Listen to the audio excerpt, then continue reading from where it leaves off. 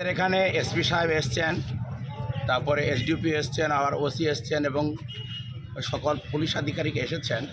এজন্য তেনাদেরকে ধন্যবাদ জানাবো। আমাদের কাশীপুর এলাকা শান্ত এলাকা, আমাদের ছেলেরা কোনোদিন গণ্ডগোল করেনি, আর এরা গণ্ডগোল করতে জানেও না। এদের সব মাথাতেই নাই। তো যাই হোক, তবুও উনি এসে একবার এই দিয়ে গেলেন, রাস্তায় টহল দিয়ে গেলেন। এর জন্য তেনাকে ধন্যবাদ জানাবো এবং আপনাদের মাধ্যমে জানাবো আমাদের কাশীপুরের বা এতটা অঞ্চলের যত মানুষ আছে, আমরা সবাই ঠান্ডা মাথায় কাজ করব। আমার কথা হচ্ছে, হিয়ারিং যখন আমাদের উপরে চাপিয়ে দিয়েছে, সকলেই হিয়ারিংয়ে উপস্থিত হওয়া প্রয়োজন। যতটুকুই কাগজ থাক, সেই কাগজটুকু নিয়ে এসে উপস্থিত হোক।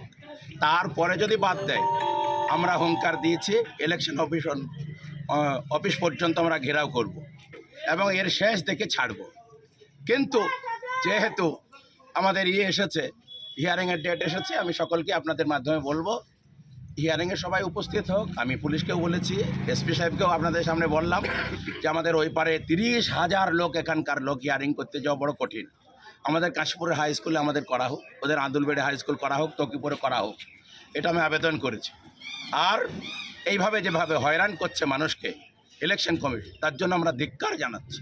মানুষকে এত পেরেশানি করছে, খেটে খাওয়া মানুষ, তাদের একে তো পেটে খাবার নাই, আর এই কাগজ নেই, দিনের পর দিন তারা হয়রান হচ্ছে।